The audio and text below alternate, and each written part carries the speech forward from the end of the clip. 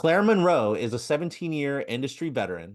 She is the owner of Claire Monroe Hair Co. She's a suite owner, a beauty professional consultant, and a virtual assistant.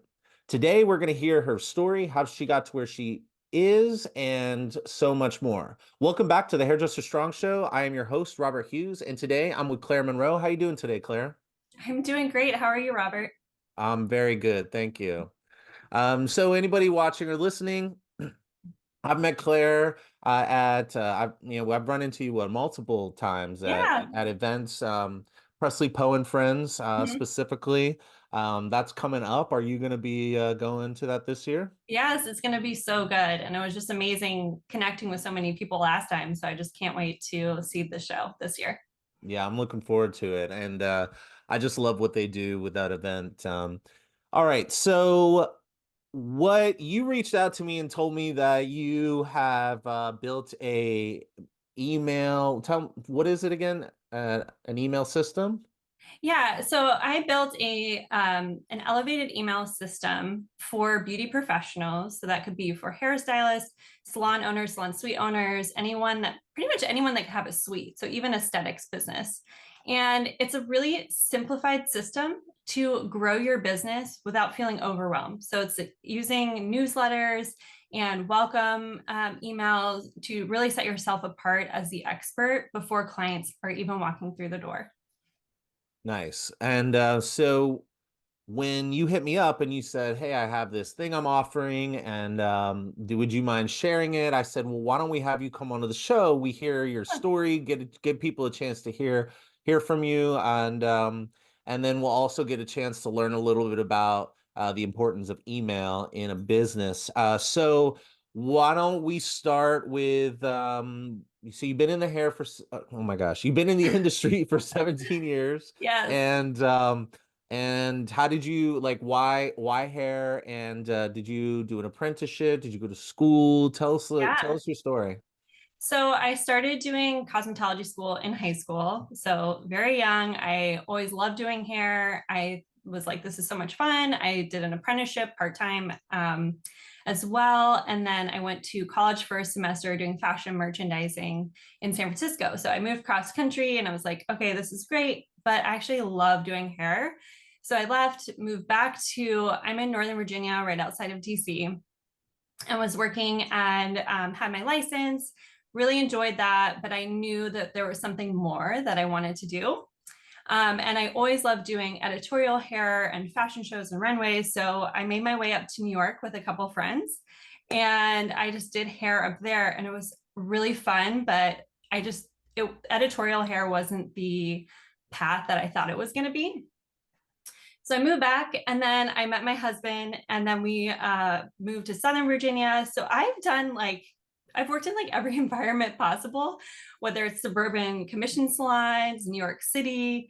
I worked at spas. And after doing all of those, like moving around all the time, then I decided I was ready to open my salon suite.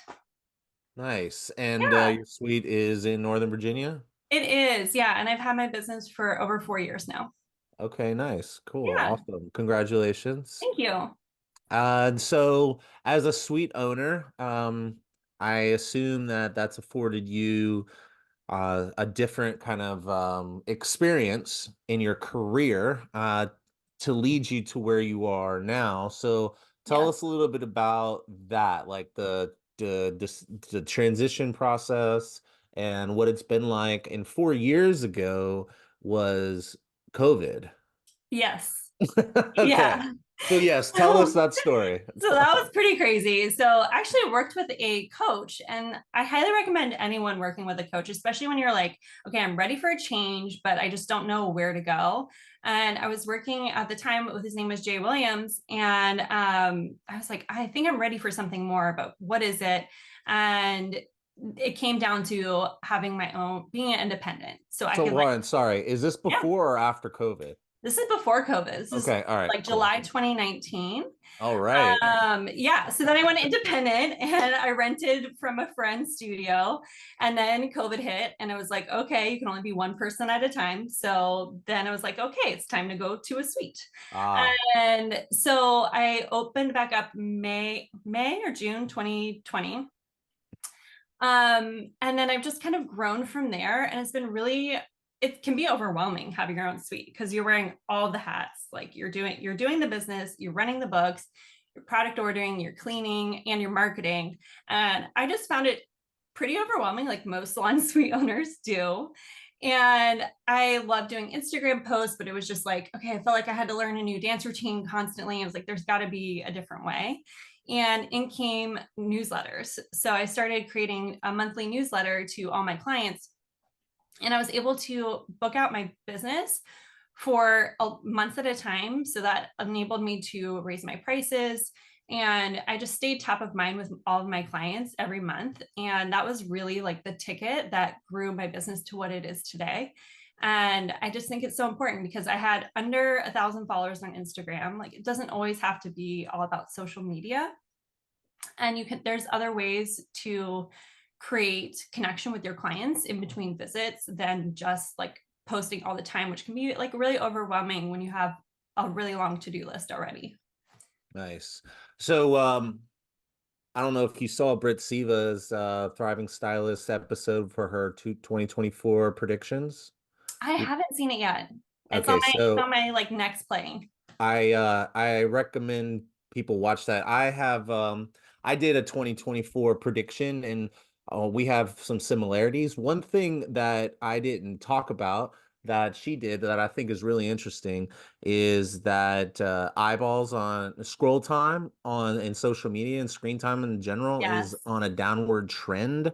And she's Yeah. saying that she thinks that Google, like in terms of discovery, like new client acquisition and like where are people discovering their stylists at is going to be, she thinks that we should focus more on Google reviews and Yelp as opposed to social media. So it kind of just Yeah. lends to the argument that like don't kill yourself over social media. Yes. Personally, I have had like no clients from social, maybe a couple, although Yeah. I also don't actively engage on my personal social media, even though Right.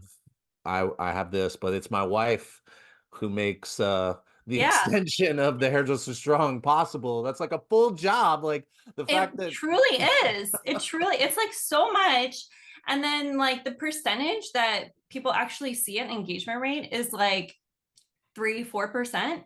Whereas like other platforms can be like 50 or 60%. It's just like, being mindful where your energy is going for what your return on your investment. Like, do we still have to post on social media? Absolutely. Like you have to have some kind of a portfolio. So, because people are going to check and go to it and be like, okay, does this person still like current, up to right. date? Like, but you don't have to put all your energy into it. It's almost like I don't know if you feel this way, but it's almost like you have to, in order to be relevant and to appeal to the customer's experience and their journey that they're taking, it looks like discovery is happening somewhere through word of mouth, through Yeah. a review site or a write up. And then they go to your website and then they find themselves on social media, but it's part of their research process. But that means Right. that you could probably get away with posting, I don't know, a couple times a week if it's only there Yeah. to just show your work and it's not Yeah. there to actually get you clients. Yeah.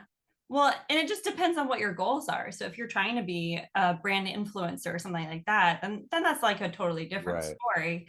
But if you're behind the chair and just trying to build your business, maybe that's not where you need to put your energy. And maybe you send follow-up emails with a link to your Google review or Yelp review so you can keep continuing boosting that up and like adding photos to your Google business. So that way you can continue to grow that so your SEO ups to you're searching for your area. Nice. And so you mentioned something earlier about booking yourself a month out. Do you not let people book farther than a month out? Right now, I have a 3 month gap. Like, so you can only do about 3 months at a time. And then that way, that allows, like, if you want to go on vacation or travel or something comes up, that's like you have that space to do so. And I would think that if you're in a suite, having the ability to mark time off without having to cancel appointments would save you a lot of time. Personally, I don't Yes. care how far out you book for me. I'll just tell my front desk to move them and Right. reschedule Right. them. So it makes sense to me that like suite owners and salon stylists and are going to have a different experience there. Okay. Oh, for sure, because you're just like it's more of a personal connection. So you just sometimes you feel guilty, but like you're allowed to take vacation, you're allowed to take time off, you're allowed to have sick days. Like It you're also just human. sounds like a Yeah. pain to move all those Yeah. people. Like the front Yeah. desk, that's their job. Like they're sitting Right. there, and if they're not, if they don't have anything to do, they're just like kind of staring off into space or getting Yeah. bored. And we don't Yeah. want to we don't want anyone to be bored at work. So No, no, so no. if they're more than happy to take on Yeah. that, unless of course you do a last minute no show on a busy day like a Saturday, then they hate you because Right. they're too busy to deal with canceling out your thing. Because like if I wanted to cancel something 2 months from now, they got a couple days to do that. It's not like they got to Yeah. do it right away, but anyway, speaking about experience, I want to dig into um email a little bit more. I think Yeah. we've kind of touched on a couple of different items, and it's not just kind of focused on one thing, but I want to save that for the next time we talk. But Yeah. I would like to know, like, what, as a suite owner doing going through a transition, what, and now you're 4 years in. What do you believe is like? Do you have any advice to anybody that is not a suite owner, or maybe is just starting off and they're like scared, or they're feeling stress over the paying the rent or the overwhelm? Do you have any like pieces of advice that you could offer to that person or either of those people, I guess? Yes, I have so many things and so many thoughts. So if you are in that position, you're like, I don't even know where to begin, send me a DM, Claire Monroe Hair Co on Instagram. But I really think that creating an email system that is automated will really take things off your plate for your like new client experience. So I always recommend having a welcome email to any new clients, and that way you can kind of share like where to park, where is your suite, because people are used to going to a salon and just like, okay, I just drive right up, and then in the suite you like are doing circles of like where is it. And then also adding like getting to know you as well. So like you're sitting in a small space with someone for sometimes like 3 to 4 to 5 hours now, and you might just be like crickets. So it's kind of nice for them to get to know you a little bit, so you have more things to chat about as well. So that's also very helpful, and that way you're like having that marketing without having to like stress about a lot of different things. So having your like email system set up from the beginning, but really important is to making sure that your pricing is correct. I think that is absolutely huge, especially going to a salon suite, because you're usually working one on one, and you can't always double book. Some people do, some people don't, but really making sure that your pricing is not as a copycat from leaving a salon. Like making sure that it is right for the hours, and including the hours that you're going to be spending product ordering and cleaning and all of those, all of that part is part of your work. So making sure that you have that as well is just really important. So scheduling yourself, like thinking about time differently sounds pretty important. Maybe you should Yeah. schedule in some laundry time or schedule in Yeah. some marketing time or schedule in whatever Like time. one whole extra day, I would say, is like the amount of time you need to, because you're running your own business. It's not just behind the chair anymore. So one day, if you want to be a suite owner, plan on one of the days you will not be making money for the hours that you're working. You will be working on your business, not in your business. Yeah, yeah, I would recommend that, because I mean, maybe not at first, you might not be able to, but at least once every other week, once a month, like you start with that if that's too scary to book out once a week, but that is really going to give you a lot less overwhelm. Yeah, I And think schedule lunch breaks. Lunch breaks. It's very important to eat. okay, so lunch breaks and like an office admin day Yeah, is highly recommended to set you up for success. I think it's okay to say if you feel like they should do once a week, like I think you can yeah, totally say that. Um I've heard that before actually from another person I interviewed. They said one day a week that should be you should plan on that being like a work office day. 100%. Just Yeah. to give yourself space and time. And at the worst case scenario, what if you're sick? What if a client's sick? Like, I mean, we're all human. So like things happen and schedules change. So giving yourself that wiggle room that you're not working way like really early or really late, like that will just really give you some wiggle room. So would you let's just talk real quick before we sign off here. Yeah. Would you say that day, if you block out a day for your office day and say you do get sick, that kind of sounds like, even though, I don't know if you would advise this, but like that gives you a day to shift people into. Now you might have to skip your office day that week, and maybe that's Right. not advisable, but what do you do when you get sick? Like, how do you handle getting sick? Yeah, I think it just depends on what the scenario is for you and what feels right. But yeah, I mean, sometimes you do have to just like find time for your clients or find time at other times. It just, and that's what's cool about owning a salon suite business is it's whatever feels right to you and what looks good in your schedule.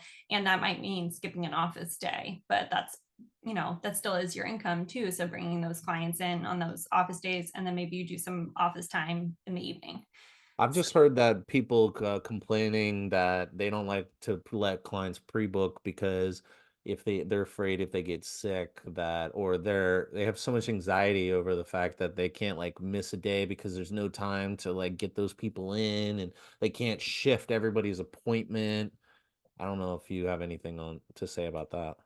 I think, yeah, just giving yourself that wiggle room in your schedule is like just, it's so big. And if you end up not having anything to do that day, like I'm sure there is something. I'm sure there's a course you can take online. There's so much free education.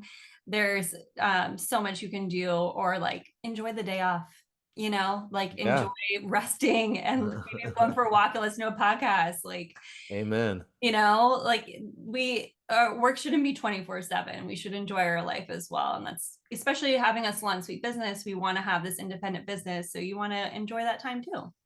Totally.